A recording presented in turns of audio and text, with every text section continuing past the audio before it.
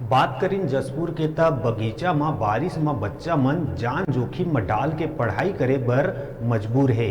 बगीचा विकास खंड के कलिया माध्यमिक विद्यालय के जर्जर स्कूल में बारिश के दौरान बच्चा मन के जान जोखिम में डाल के छाता लेके मुश्किल के बीच पढ़ाई करना पड़त है।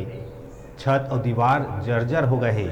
छत से पानी सीपेज होवत रही, जेकर चलत बच्चा मन छाता लेके स्कूल में पढ़ाई करे बर मजबूर है।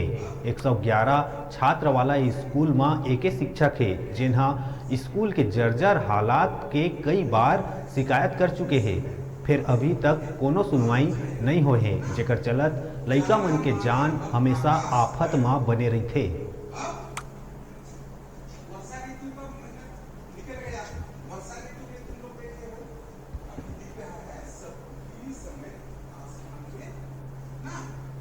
जाना माना अब आकाश भर, अब